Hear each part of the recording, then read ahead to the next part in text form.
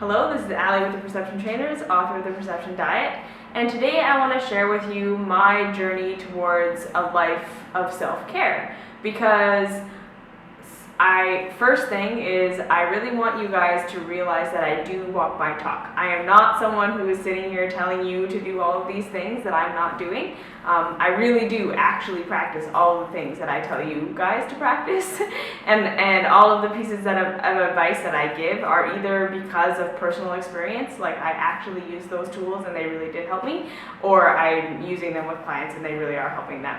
And the second thing is because I feel like a lot of the time when we're living a life that is not full of self-care, when we know we're not taking care of ourselves, right? When you know you're not eating well, you're not exercising, you're not sleeping properly, you're not respecting yourself in your relationships, you're not respecting yourself in your job, you're not taking care of yourself, right? You don't feel good. It can feel like, yeah, there are those people out there who are good at taking care of themselves, and that's really great for them, but that has nothing to do with me and my life and the way that I live. And so the reason that I want to share the biggest reason that I want to share my story with you of how I have brought myself into this lifestyle where I take really good care of myself is because I come from believing just that, I come from a background of not taking care of myself at all, and I'm going to go into that. And so I just want to inspire you that even if you're taking like the worst care of yourself possible right now and you have so much resistance to taking care of yourself, and every single time you try to get yourself to do something nice for you, you sabotage yourself or whatever, I just kind of want to give you some hope and maybe some tools to help you get to this place where you can take care of yourself just like I did, okay? So basically, the biggest point that I want to make about my life is that self-care did not come naturally to me at all. I feel like I was a masochist from like the time I was born. I don't know what it was. I was just very self-sacrificing and very much, I just had very, very low self-esteem from, I think, the beginning, okay? So when I kind of look back over my life, when I was like really young, like in elementary school and stuff, I was really, really stressed out. I was a super high achiever, and I really wanted to do well in school. I wanted to do well in school. I wanted to do well with my friends, and I worked really hard, and I got early in my mind that working really hard was the answer. And if you wanted to be good, and if you wanted people to love you, and if you wanted success, you had to work really, really hard. And so I was the kind of kid who based my whole life on my performance, okay? So my performance in school, my performance with my grades, my performance with my friends, right? Everything was a performance. I got into theater and dance and musical theater and choir, and everything in that world, of course, was about performance. And as I started to kind of grow up, I remember my life becoming less and less about things that I enjoyed doing, and less about, you go to school and then you come home and you play and you do some fun stuff, and more about you go to school and then you come home and you do your job and you go to work and then you have your extracurricular activities. And my life just slowly started to become all about performance, and it became all about results, and it became all about the next thing, the next accomplishment, on to the next thing, on to the next thing, on to the next thing. And I remember by the time I was in junior high, I would wake up on the weekends, and like on a Saturday, I would wake myself up early so that I could do my exercise and do my chores, and if I had any homework, I'd get those done. And I remember it was all about, accomplishing. So I would get all these things done. I'd be done by like 11 o'clock. And then for the rest of the day, I would be bored out of my mind because I didn't have, already by like grade 8 or grade 9, I already had no things that I did just for fun, right? No things that I did just to pass the time, because everything had to be an accomplishment. So by the time I entered high school, I essentially engineered my life so that there was just no time, right? I was getting up early, going to school for extracurricular activities in the morning, going to school all day, and then had several extracurriculars at night, and then I made sure that I worked out every day, and I had a part-time job. So, and then, work on the weekends. And I started to develop this pattern where just my whole life was about accomplishing things. And I was burning myself out constantly. My health was terrible. Okay, so I had stomach aches all the time. I just remember, lying on the couch in the 15 minutes between getting home from school and my voice teacher coming over and just crying because I was so tired and so exhausted. And my parents just being like, well, what are you going to do instead? Like, what are you going to do with your time? If you're not going to do your voice lesson, if you're not going to go to dance, like, what are you going to do? And I was just like, I don't know, nothing. So I guess I'm going to do this thing, right?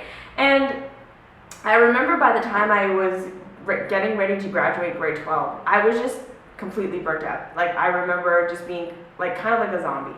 Like, I was so done. I was so done with everything.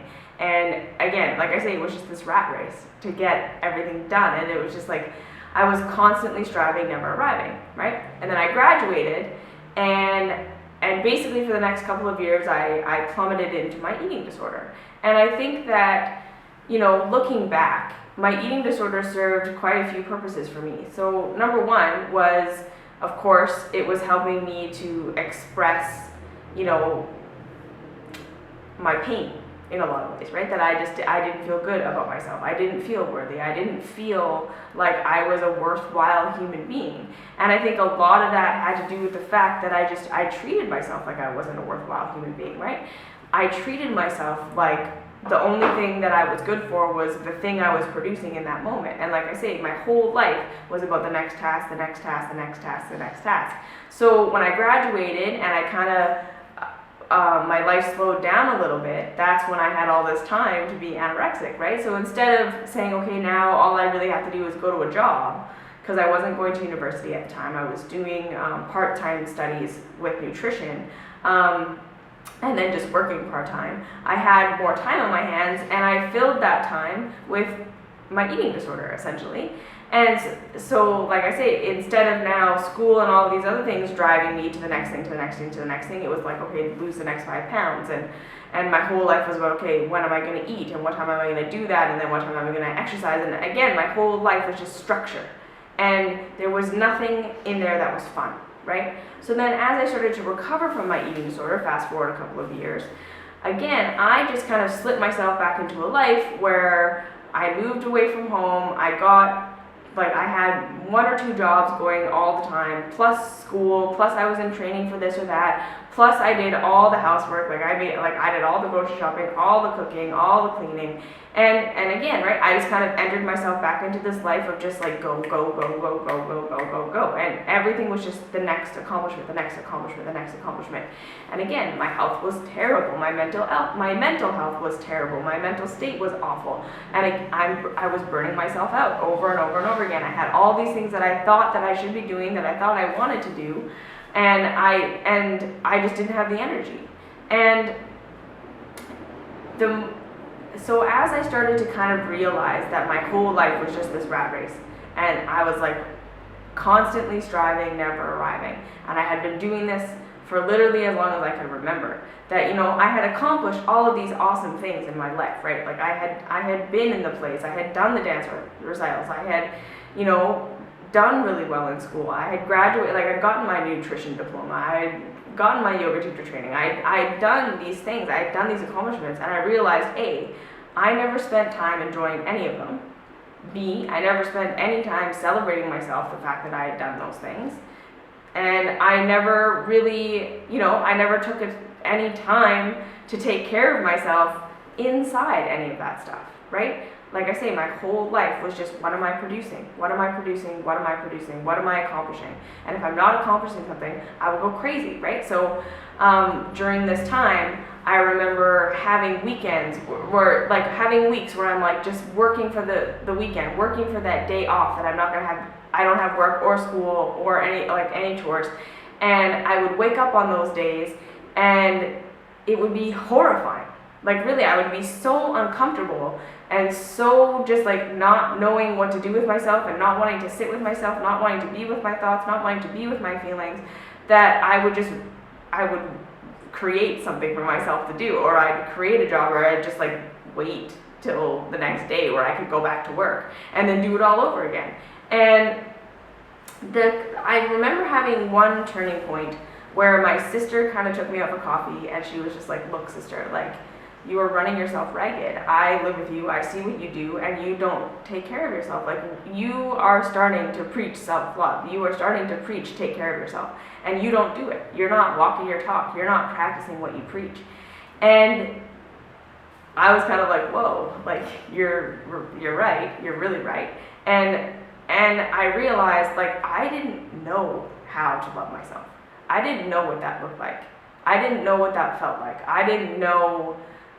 All I remember thinking was, like, I am so far away from self-care that I don't know that I'm ever going to get there. I don't even know what the first step on that path is. Like, how am I ever going to get to a place where I love myself? And there was kind of this deeper feeling of just, like, the whole big reason why I wasn't taking care of myself, the real big underlying reason why I treated myself like a workhorse and not like a human, and where everything was just what I was accomplishing, and everything was like, my whole value was based on what I was doing and what I was providing and what I was accomplishing, was because I just, bottom line, didn't feel like a worthwhile human being. Like, that was it. I didn't feel like I had value innately, right? I felt like I needed to earn my place here. I felt like I needed to earn love. I needed to earn, reward. I needed to earn this self-love, and I just felt like I didn't deserve it.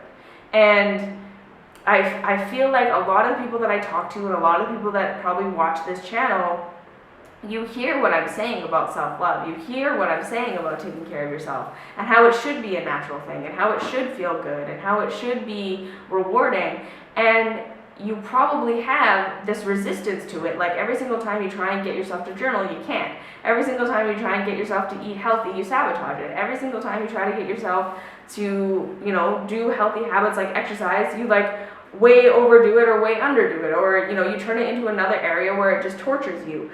And so you can be living a life kind of like I was, where it looked like I was taking care of myself, right? So I'm eating a very strict diet. I exercise every day. I do yoga. I meditate, blah, blah, blah.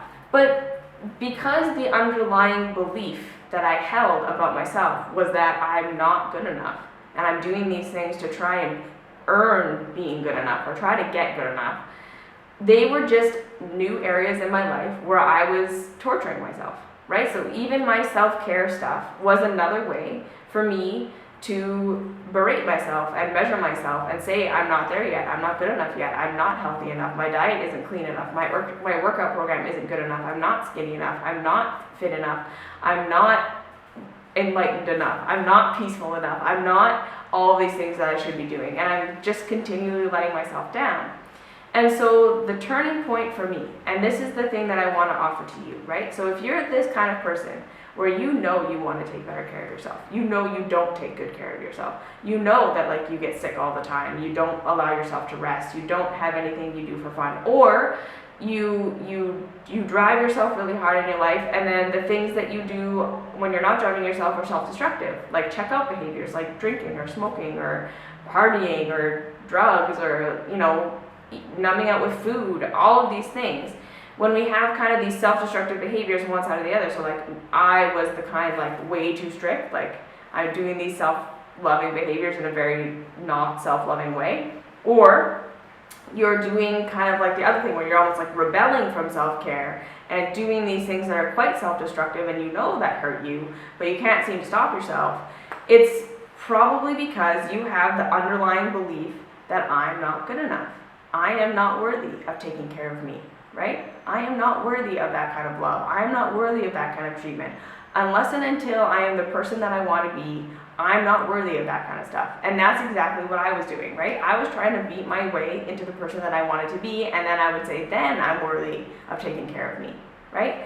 And I realized, I've been doing this for literally as long as I can remember, like my whole life, and it's never worked. I've never become the person that I want to be. I've never become the person that I deem to be worthy of self-care. So what do? So this is the turning point, okay? So this was the turning point for me, and this is what I want to offer to you, is that the turning point is when you say, I am going to start to take care of myself as though I already believe I am good enough.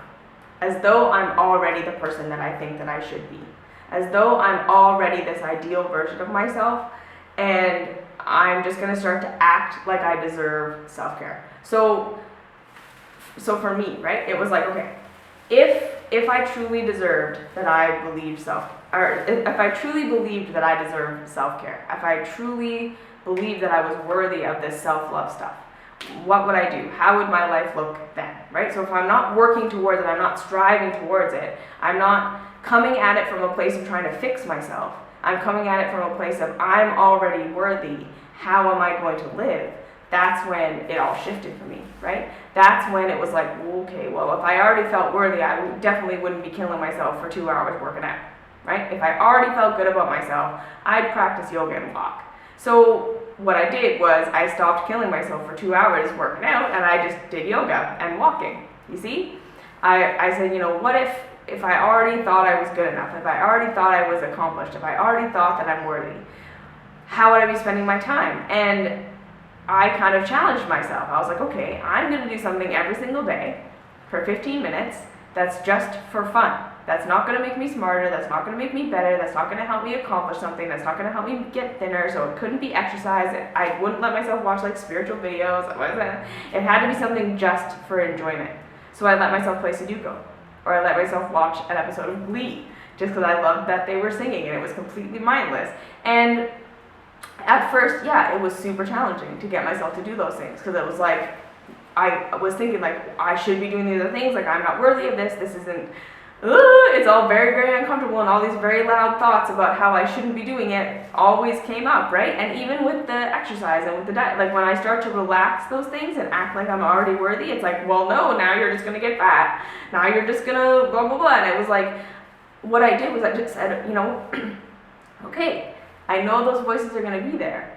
And I know that those voices are scared, and that, this whole new routine of like acting like I'm already good enough is totally different from what I usually do, and it doesn't feel safe because it's not familiar. And so what I would just say to myself is like, look, okay, it's okay that those voices are there. It's okay that voice tells me that no, I should be working out really hard. I know I should be being more strict with my diet. I know I should be cleaning something or cooking or getting on with something. I shouldn't just be sitting here in the middle of the afternoon playing Sudoku. That's crazy. And I would just say, okay, I know those voices are going to be there, and I'm not surprised, and that's okay. It's okay that I'm thinking these thoughts, but I don't have to act on them, because they're not leading me towards the person that I want to be. They're not giving me the results that I want. And so I would just say, like, it's okay that those voices are there, and I would accept those voices, not be surprised, and then I would just continue on doing the behaviors that I knew were in alignment with the person that I wanted to be, right? The behaviors that were in alignment with how I wanted to feel about myself. I wanted to feel like I was already valuable. I wanted to feel like I was already lovable. And I just started to say, okay, I'm just going to behave in the way that's in alignment with that, even though the scary voices are telling me that I shouldn't.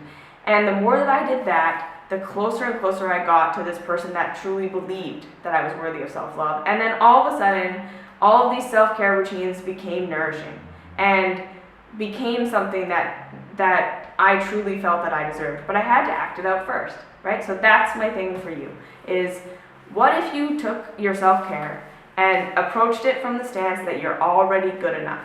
It's not something that you're doing to improve yourself anymore. It's not something you're doing to fix yourself anymore. You're already good enough. How would you take care of yourself? And then just go from there, because that's what I did, and it worked. And it's a complete mindset shift, and that's good, because that's what we need, okay? So if you have any questions, comments, concerns, leave them down below. Find me on Facebook, I'm Perception Trainers. Find me on Instagram, I'm Ali_Perception Trainers, and I will see you in the next video. Thanks.